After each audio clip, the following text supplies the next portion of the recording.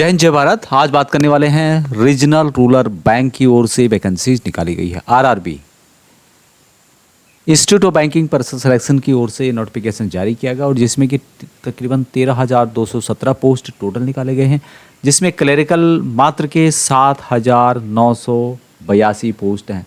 तो विस्तार से हम इस वीडियो के माध्यम से जानते हैं कि इन वैकेंसीज के लिए कब से अप्लाई कर सकते हैं, क्या क्या डिटेल्स रहने वाली है, कितनी वैकेंसीज किस स्टेट में दी गई है। तो विस्तार से जानने के लिए वीडियो को अंत तक देखिएगा। चैनल को सब्सक्राइब जरूर कर दें, आपको अपडेट कंटिन्यू मिलते रहेंगे। ऑनलाइन के माध्यम से इन वैकेंसीज़ के लिए 1 सितंबर 2025 से लेकर 21 सितंबर 2025 तक आप अप्लाई कर सकते हैं। पेमेंट वगैरह भी सेम डेट को कर सकते हैं। एडिट विंडो जो आपने मॉडिफाई करना है, करेक्ट करना है कुछ एप्लीकेशन में, तो इसके लिए क्लोजिंग के बाद इसकी ऑफिशियल वेबसाइट पर नोटिफाई किया जाएगा। प्री एग्ज़ाम जो ट्रेनिंग इसका कंडक्ट किया जाएगा नवंबर 2025 में किया जाएगा। आप लोग प्री एग्ज़ाम के लिए इसका कॉल लेटर डाउनलोड कर सकते हैं नवंबर दिसंबर 2025 में। ऑनलाइन एग्जामिनेशन जो प्री होगा ऑफिसर ऑफिस असिस्टेंट का नवंबर या फिर दिसंबर 2025 में होगा। रिजल्ट जो प्री का आएगा दिसंबर 2025 या फिर जनवरी 2026 में डिक्लेयर किया जाएगा। डाउनलोड कर सकते हैं कॉल लेटर मेन एग्ज़ाम के लिए दिसंबर 2025 या फिर जनवरी 2026 में।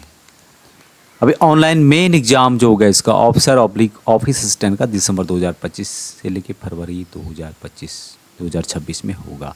अभी यहाँ पर अलॉटमेंट यदि आप यहाँ पे एग्ज़ाम में क्लियर कर जाते हैं तो ऑफिस असिस्टेंट या फिर अदर जो यहाँ पे ऑफिसर ग्रेड है सभी के लिए फरवरी या फिर मार्च 2026 में आपको अलॉटमेंट दे दिया जाएगा कि आपको कहाँ पर सर्विस करनी है।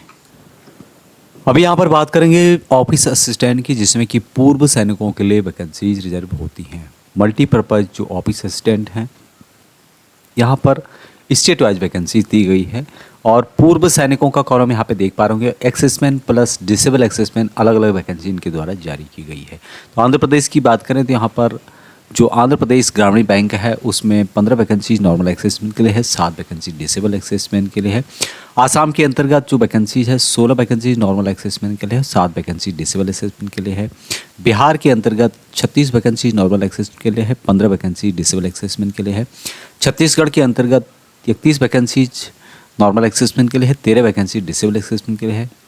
गुजरात में यदि वैकेंसीज की बात की जाए तो 30 वैकेंसी नॉर्मल एक्सेसमेंट के लिए है, 13 वैकेंसी डिसेबल एक्सेसमेंट के लिए दी गई है। उसी तरह से हिमाचल प्रदेश के अंतर्गत 5 वैकेंसीज नॉर्मल एक्सेसमेंट के लिए दी गई है। जम्मू कश्मीर के अंतर्गत 5 वैकेंसी नॉर्मल एक्सेसमेंट के लिए है, 2 वैकेंसी डिसेबल एक्सेसमेंट के लिए है। झारखंड में 9 वैकेंसी नॉर्मल एक्सेसमेंट के लिए है। कर्नाटका में 80 वैकेंसी नॉर्मल एक्सेसमेंट के लिए है, 36 वैकेंसी डिसेबल एक्सेसमेंट के लिए दी गई है। केरला के अंतर्गत 35 वैकेंसी नॉर्मल एक्सेसमेंट के लिए है, 14 वैकेंसी डिसेबल एक्सेसमेंट के लिए है। मध्य प्रदेश में 54 वैकेंसी नॉर्मल एक्सेसमेंट के लिए है, 24 वैकेंसी डिसेबल एक्सेसमेंट के लिए है। महाराष्ट्र में 10 वैकेंसी नॉर्मल एक्सेसमेंट के लिए है, 4 वैकेंसी डिसेबल एक्सेसमेंट के लिए है। मणिपुर के अंतर्गत 1 वैकेंसी है जो कि नॉर्मल एक्सेसमेंट के लिए दिया गया है। मणिपुर में 1 वैकेंसी है जो कि नॉर्मल एक्सेसमेंट के लिए है। उसी तरह से मेघालय के अंतर्गत कोई वैकेंसीज नहीं है। मिजोरम में 3 वैकेंसी नॉर्मल एक्सेसमेंट के लिए है, 1 वैकेंसी डिसेबल एक्सेसमेंट के लिए है। उड़ीसा के अंतर्गत 30 वैकेंसी नॉर्मल एक्सेसमेंट के लिए है, 13 वैकेंसी डिसेबल एक्सेसमेंट के लिए दिया गया है। पंजाब में 5 वैकेंसी नॉर्मल एक्सेसमेंट के लिए है, 2 वैकेंसी डिसेबल एक्सेसमेंट के लिए है। राजस्थान में 172 वैकेंसी नॉर्मल एक्सेसमेंट के लिए है, 78 वैकेंसी डिसेबल एक्सेसमेंट के लिए रिजर्व करके रखे गए हैं। उसी तरह से हरियाणा की बात करें तो हरियाणा में 19 वैकेंसी नॉर्मल एक्सेसमेंट के लिए है, 8 वैकेंसी डिसेबल एक्सेसमेंट के लिए दिया गया है। तमिलनाडु में 46 वैकेंसीज यानी 46 वैकेंसीज नॉर्मल एक्सेसमेंट के लिए है, 21 वैकेंसी डिसेबल एक्सेसमेंट के लिए है। तेलंगाना में भी 45 वैकेंसी नॉर्मल एक्सेसमेंट के लिए है, 20 वैकेंसी डिसेबल एक्सेसमेंट के लिए जारी की गई है। त्रिपुरा में 5 वैकेंसी नॉर्मल एक्सेसमेंट के लिए है, 2 वैकेंसीज डिसेबल एक्सेसमेंट के लिए है। उत्तर प्रदेश में 100 वैकेंसीज नॉर्मल एक्सेसमेंट के लिए है और 45 वैकेंसीज डिसेबल एक्सेसमेंट के लिए है। उत्तराखंड में 22 वैकेंसीज नॉर्मल एक्सेसमेंट के लिए है, 9 वैकेंसीज डिसेबल एक्सेसमेंट के लिए। वेस्ट बंगाल के अंतर्गत 4 वैकेंसीज यानी 14 वैकेंसीज नॉर्मल एक्सेसमेंट के लिए है, 7 वैकेंसीज डिसेबल एक्सेसमेंट के लिए रिजर्व करके रखे गए हैं। अब यहाँ पर बैंकों की लिस्ट दी गई है, जो रीजनल रूरल बैंक्स हैं उनकी डिटेल्स यहाँ पर स्टेज वाइज बताई गई है, जो कि आप यहाँ पे देख सकते हैं कि स्टेट वाइज कौन कौन सी रीजनल बैंक हैं उनमें वैकेंसीज रिजर्व करके रहेगी। अभी यहाँ पर ऑफिस असिस्टेंट मल्टीपर्पज़ यहाँ पर जो एज रखी गई है 18 से 27 साल है और पूर्व सैनिकों को कितनी छूट दी जाएगी उसकी जानकारी यहाँ पर दी गई है, जो कि आप यहाँ पे देख सकते हैं। एक्सेसमैन और डिसेबल एक्सेसमैन उनके लिए कितनी छूट दी जा रही है। जो भी आपकी एज है उसमें से जितनी आपने सर्विस की वो माइनस करने के बाद 3 साल की और आपको छूट दी जाती है जो नॉर्मल है। 8 साल की अन्य छूट दी जाती है जो कि डिसेबल एक्सेसमैन और बिलोंग करते हैं SC ST कैटेगरी के, और मैक्सिमम एज लिमिट यहाँ पे बताई गई है जो कि 50 साल है। तो आपको ध्यान देना होगा, इस तरह से कैलकुलेशन करने के बाद आपकी जो एज है 28 साल से ज़्यादा नहीं आनी चाहिए। इन वैकेंसीज़ के लिए एजुकेशन क्वालिफिकेशन यानी कि जो ऑफिस असिस्टेंट मल्टीपर्पज़ इनके लिए bachelor degree in any discipline from a recognised university और इट्स इक्विवेलेंट, ये यहाँ पर मेन रखा गया है।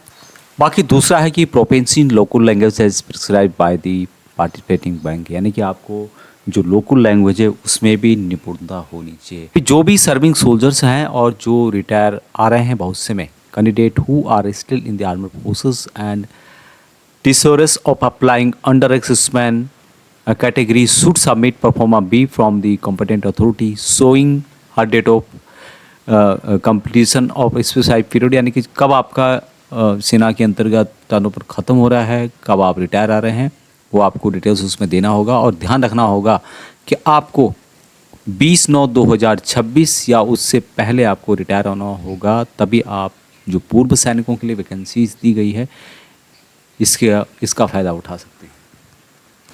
अभी डिसेबल एक्सेसमैन किसको माना जाएगा? Exserviceman who while serving in the armed forces of the union was disable in operation against the enemy और इन डिस्टर्ब एरिया, यानी कि वे पूर्व सैनिक जो कि आर्म्ड फोर्सेज में डिसेबल हैं ऑपरेशन अगेंस्ट द एनिमी और इन डिस्टर्ब एरिया, उनको यहाँ पर डिसेबल एक्सेसमैन कहा जाएगा। एप्लीकेशन फीस ऑफिस असिस्टेंट जो कि मल्टीपर्पज़ है उसके लिए 175 रुपये पूर्व सैनिकों कुछ कैटेगरी के लिए रखी गई है। बाकी जो जनरल हैं उनके लिए 850 रुपये फीस रखी गई है। अभी यहाँ पर जो पेपर आएगा ऑफिस असिस्टेंट मल्टीपर्पज़ का, जिसके लिए कि रीजनिंग 40 क्वेश्चन को 40 नंबर के 25 मिनट का टाइम दिया जाएगा। न्यूमेरिकल एबिलिटी 40 क्वेश्चन 40 नंबर के 20 मिनट का टाइम दिया जाएगा। टोटल यहाँ पर नंबर ऑफ क्वेश्चन 80 होंगे, 80 मार्क के दिए जाएंगे। अभी प्री में जो क्वालिफायर कट जाता है उनके लिए मेन एग्जाम जो होगा जिसमें कि रीजनिंग होगा 40 क्वेश्चन होंगे 50 नंबर के 30 मिनट का टाइम होगा। कंप्यूटर नॉलेज 40 क्वेश्चन 20 नंबर के 15 मिनट का टाइम दिया जाएगा। जनरल अवेयरनेस 40 क्वेश्चन 40 नंबर के और 15 मिनट का टाइम दिया जाएगा। इंग्लिश लैंग्वेज 40 क्वेश्चन होंगे 40 नंबर के और 30 मिनट का टाइम दिया जाएगा। हिंदी लैंग्वेज 40 क्वेश्चन होंगे 40 नंबर के 30 मिनट का टाइम दिया जाएगा। न्यूमेरिकल एबिलिटी 40 क्वेश्चन 50 नंबर के होंगे और जिसके लिए 30 मिनट का टाइम दिया जाएगा।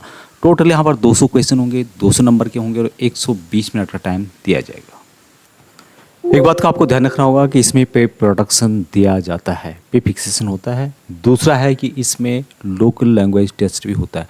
तो आप जिस भी स्टेट से अप्लाई कर रहे हैं उस स्टेट की लैंग्वेज आपको ठीक ठाक बोलनी लिखनी और पढ़नी आनी चाहिए, ये आपको ध्यान देना होगा। एक बात आपको और ध्यान देना होगा कि यहाँ पर नेगेटिव मार्किंग भी रखी गई है। यदि आप गलत करते हैं तो यहाँ पर 0.25 नंबर आपका माइनस कर दिया जाएगा।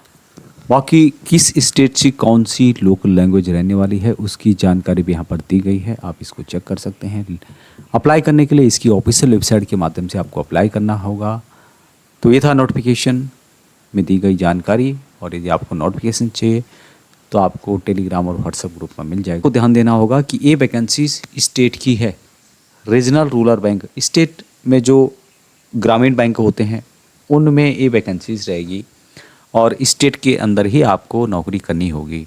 स्टेट में इधर उधर हो सकता है, किसी डिस्ट्रिक्ट में दूसरी डिस्ट्रिक्ट में, लेकिन स्टेट के अंदर ही आपकी नौकरी रहने वाली है। तो ये थी अपडेट, अभी तक इतना ही। जय हिंद।